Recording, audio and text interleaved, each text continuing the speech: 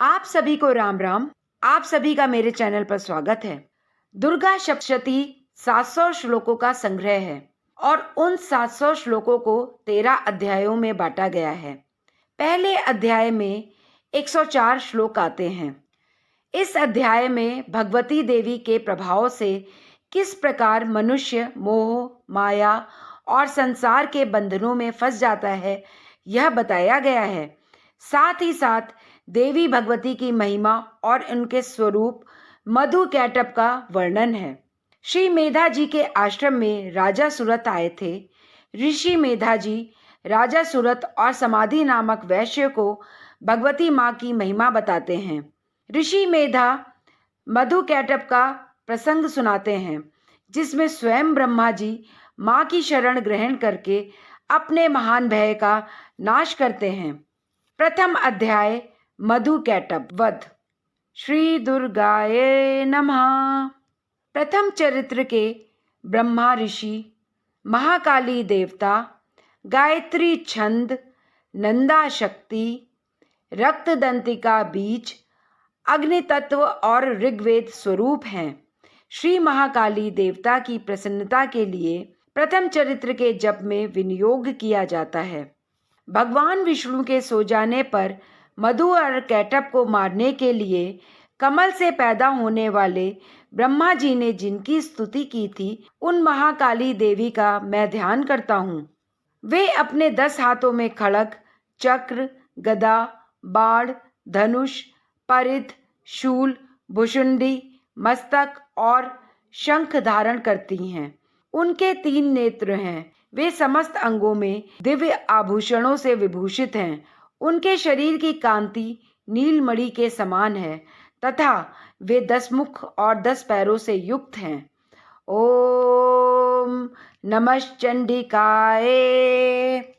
श्री मार्कंडेय जी बोले, सूर्य के पुत्र सावरणी जो 8वें मनु कहे जाते हैं, उनकी उत्पत्ति की कथा विस्तार पूर्वक कहता हूँ, सुनो।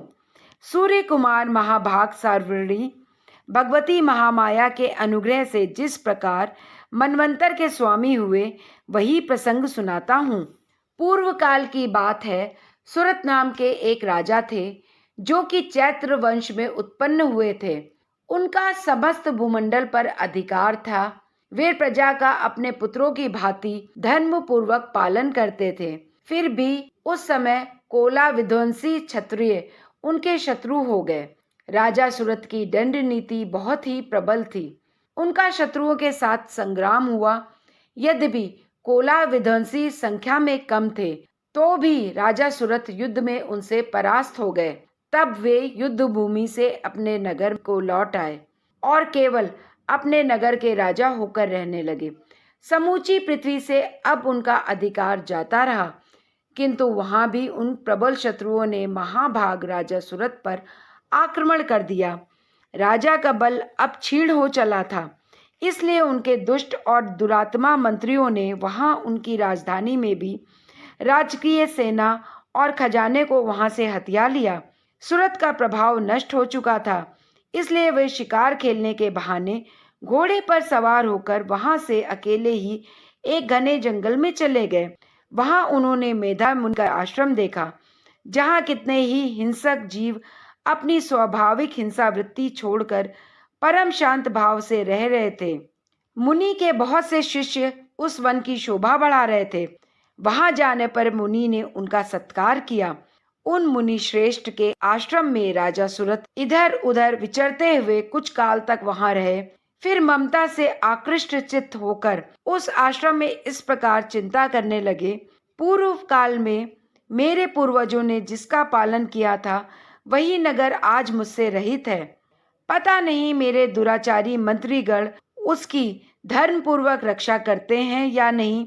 जो सदा मत की वर्षा करने वाला और शूरवीर था, वह मेरा प्रधान हाथी अब शत्रुओं के अधीन होकर ना जाने किन भोगों को भोगता होगा।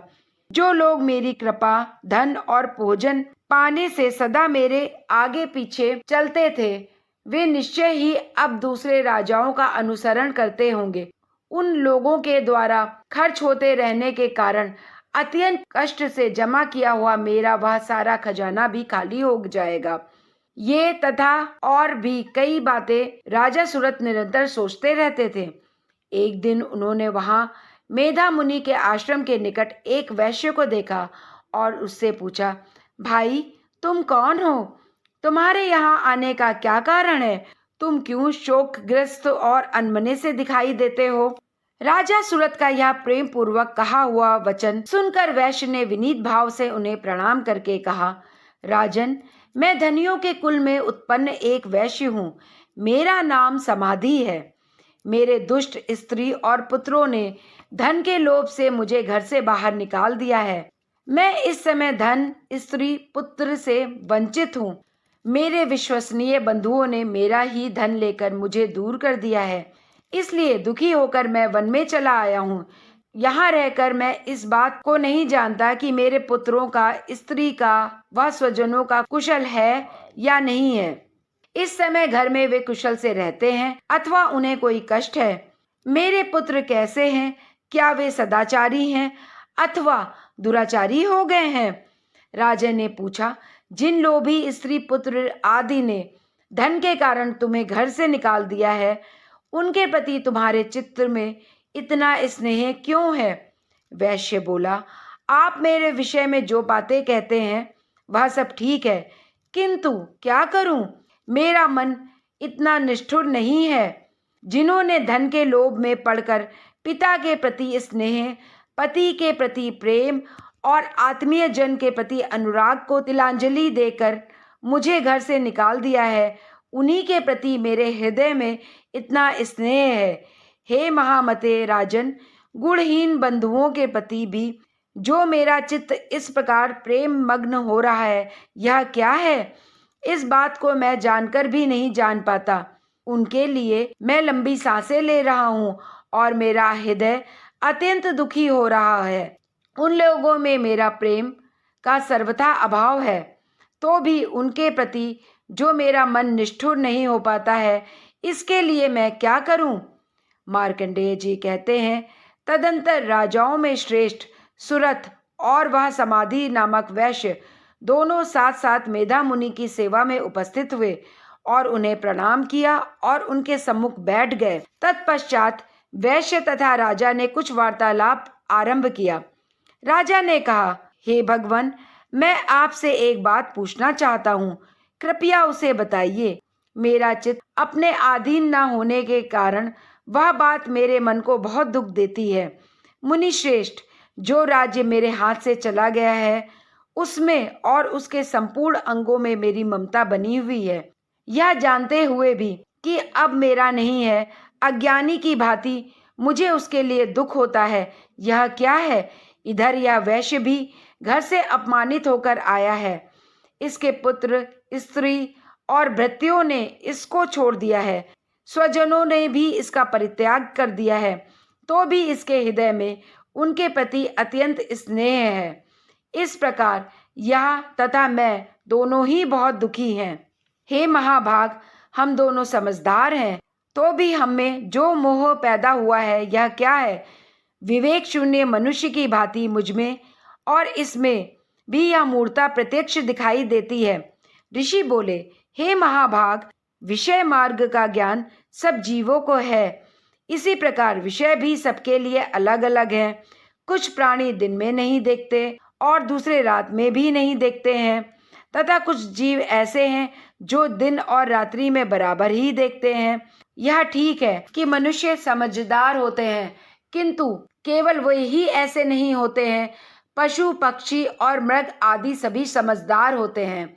मनुष्यों की समझ भी वैसे ही होती है जैसी उन मृगों की और पक्षियों की होती है, तथा जैसी मनुष्यों की होती है वैसी ही उन मृग, पक्षी आदि की होती है। यह तथा अन्य बातें भी प्रायः दोनों में समान ही हैं। समझ होने पर भी इन पक्षियों को तो देखो, यह स्वयं भूख से पीड़ित होते हुए भी मोहवश बच्चों को चोंच में कितने चाव से अन्न के दाने डाल रहे हैं। हे नरश्रेष्ठ, क्या तुम नहीं देखते कि ये मनुष्य समझदार होते हुए भी लोभवश तथा अपने किए हुए उपकार का बदला पाने के लिए पुत्रों की अभिलाषा करते हैं? यद्यपि उन सब में समझ की कमी नहीं है, लेकिन वे संसार की स्थिति अर्थात जन्म मरण की परंपरा बनाए रखने वाले भगवती महामाया के प्रभाव द्वारा ममता में भंवर से युक्त मोह के गहरे गर्त में गिराए जाते हैं। इसलिए इसमें आश्चर्य नहीं करना चाहिए। जगदीश्वर भगवान विष्णु की योग निद्रा रूपी जो भगवती महामाया है, उन्हीं से यह जगत मोहित हो रहा है। वे भगवती महामाया देवी ज्ञानियों के भी चित्त को बलपूर्वक खींचकर मोह में डाल देती हैं। वे ही संपूर्ण चराचर जगत की सृष्टि करती हैं तथा वे ही प्रसन्न होने पर मनुष्यों को मुक्ति के लिए वरदान देती हैं।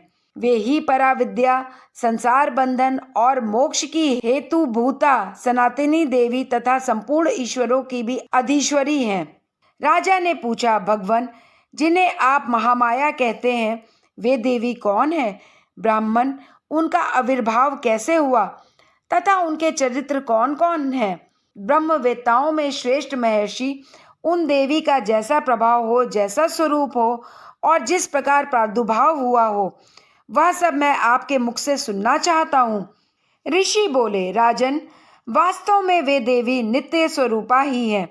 संपूर्ण जगत उन्हीं का रूप है तथा उन्होंने समस्त विश्व को व्याप्त कर रखा है, लेकिन उनका प्रकट्य अनेक प्रकार से हुआ है, वह मुझसे सुनो। यद्यपि वे नित्य और अजन्मा है, तथापि जब देवताओं को कार्य सिद्ध करने के लिए प्रकट होती हैं, उस समय लोक में उत्पन्न हुई कहलाती हैं। प्रलय के अंत में संपूर्ण जगत जल में डूबा हुआ था। सबके प्रभु भगवान विष्णु शेषनाग की शैया बिछाकर योग निद्रा का आश्रय ले शयन कर रहे थे। उस समय उनके कानों के मैल से दो भयंकर असुर उत्पन्न हुए, जो मधु और कैटब नाम से विख्यात थे। वे दोनों ब्रह्मा जी का वध करने को तैयार थे। प्रजापति ब्रह्मा जी ने जब उन दोनों भयानक असुरों को अपने पास देखा तो सोचा कि मुझे कौन बचाएगा। एकाग्रचित्त होकर ब्रह्मा जी भगवान विष्णु को जगाने के लिए उनके नेत्रों में निवास करने वाली योग निद्रा की स्तुति करने लगे, जो विष्णु भगवान को सुला रही थी, जो इस विश्व की अधीश्वरी, जगत को धारण करने वाली, संसार का पालन और संहार करने वाली तथा तेज स्वरूप भगवान विष्णु की अनुपम शक्ति हैं। उन्हीं भगवती निद्रा देवी की ब्रह्मा जी स्तुति करने लगे। ब्रह्मा जी ने कहा, देवी, तुम्ही स्वाहा, तुम्ही स्वधा, तुम्ही वष्टाकार हो। स्वर भी तुम्हारे ही स्वरूप हैं। तुम्ही जीवनदायिनी सुधा हो। नित्य अक्षर प्रणव में अकार, उकार, मकार, इन तीनों मात्राओं के रूप में तुम्ही स्थित हो तथा इन तीनों मात्राओं के अतिरिक्त जो बिंदु रूपा नित्य अर्ध मात्रा है, जिसका विशेष रूप से उच्चारण नहीं किया जा सकता, वह भी तुम ही हो। देवी, तुम ही संध्या, सावित्री तथा परम जननी हो। हे देवी, तुम ही इस विश्व ब्रह्मांड को धारण करती हो।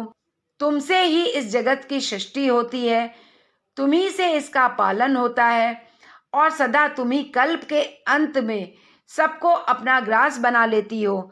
हे देवी, इस जगत की उत्पत्ति के समय तुम सृष्टि रूपा हो, पालन काल में स्थिति रूपा हो तथा कल्पांत के समय संहार रूप धारण करने वाली हो। तुम ही महाविद्या, महामाया, महामेधा, महास्मृता, महामोह रूपा, महादेवी, महासुरी हो। तुम ही तीनों गुणों को उत्पन्न करने वाली सबकी प्रकृति हो। भयंकर काल रात्रि, महारात्रि, मोहरात्रि भी तुम ही हो। तुम ही श्री, तुम ही ईश्वरी, तुम ही हो और तुम ही बोध स्वरूपा बुद्धि हो। लज्जा, पुष्टि, तुष्टि, शांति और क्षमा भी तुम ही हो।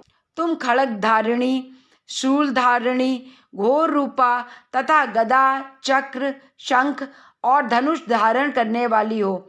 बाण, भुषुंडी तथा परिधि, ये भी तुम्हारे अस्त्र हैं। तुम सौम्य और सौम्यतर हो। सौम्य अर्थात विनम्रता, शीतलता, शुचिलता, कोमलता, इतना ही नहीं, जितने भी सौम्य एवं सुंदर पदार्थ हैं, उन सबकी अपेक्षा तुम अत्यधिक सुंदर हो। पर और अपर, इन सब से परे रहने वाली परमेश्वरी तुम ही हो।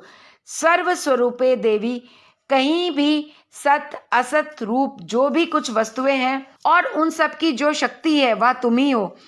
ऐसी अवस्था में तुम्हारी स्तुति क्या हो सकती है? जो इस जगत की सृष्टि, पालन, संहार करते हैं, उन भगवान को जब भी तुमने निद्रा के अधीन कर दिया है, तो तुम्हारी स्तुति करने में यहाँ कौन समर्थ हो सकता है?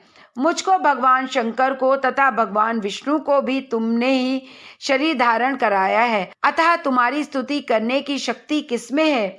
हे देवी, तुम तो अपने इन उदार प्रभावों से ही प्रशंसित हो। ये जो दोनों असुर मधु और कैटभ हैं, इनको मोह में डाल दो और जगदीश्वर भगवान विष्णु को शीघ्र जगा दो। साथ ही इनके भीतर इन दोनों असुरों को, मधु और कैटभ को मार डालने की बुद्धि उत्पन्न कर दो। ऋषि बोले, हे राजन, जब ब्रह्मा जी ने वहाँ मधु और कैटभ को मारने के उद्देश्य से भगवान विष्णु को जगाने के लिए तमोगुण की अधिष्ठात्री देवी योग निद्रा की इस प्रकार स्तुति की, तब वे भगवान के नेत्र, मुख, नासिका, बाहु, हृदय और वक्ष स्थल से निकलकर अव्यक्त जन्मा ब्रह्मा जी की दृष्टि के समक्ष खड़ी हो गईं। योग निद्रा से मुक्त होने पर जगत के स्वामी भगवान जनार्दन जल में शेषनाग की शैया से जाग उठे। फिर उन्होंने उन दोनों असुरों को देखा। वे दुरात्मा मधु और कैटभ अत्यंत बलवान और पराक्रमी थे और क्रोध से आंखें लाल किए ब्रह्मा जी को खा जाने वाली दृष्टि से देख रहे थे। तब भगवान श्री हरि ने उठकर उन दोनों के साथ 5000 वर्षों तक केवल बाहु युद्ध किया। वे दोनों भी अत्यंत बल के कारण उन्मुक्त हो रहे थे। तब महामाया ने उन्हें मुंह में डाल दिया और वे भगवान विष्णु से कहने लगे, हम तुम्हारी वीरता से संतुष्ट हैं, तुम हम लोगों से कोई भी वर मांगो। श्री भगवान बोले, यदि तुम दोनों मुझसे प्रसन्न हो तो अब मेरे हाथ से मारे जाओ, बस इतना सा ही मैंने वर मांगा है। ऋषि बोले, उन दैत्यों को अब अपनी भूल मालूम पड़ी। उन्होंने देखा कि सब जगह पानी ही पानी है और कहीं भी सूखा स्थान नहीं दिखाई दे रहा है। कल्प प्रलय के अंत में संपूर्ण जगत जल में डूबा हुआ था। तब कमल नयन भगवान से कहा, जहाँ पृथ्वी जल में डूबी हुई ना हो, जहाँ सूखा स्थान हो, वहीं हमारा वध करो। ऋषि बोले, तब तथास्तु कहकर शंख चक्र गदा धारण करने वाले भगवान ने उन दोनों के मस्तक अपनी जांघ पर रखकर चक्र से काट डाले। इस प्रकार से ये देवी महामाया ब्रह्मा जी की स्तुति करने पर स्वयं प्रकट हुई थी। अब पुनः तुमसे उनके प्रभाव का वर्णन करता हूँ, सो सुनो। इस प्रकार मार्कंडेय पुराण के अंतर्गत सावर्णिक मनवंतर के देवी महात्म्य में मधु कैटभ नाश नामक प्रथम अध्याय समाप्त हुआ। बोलो दुर्गा मैया की जय।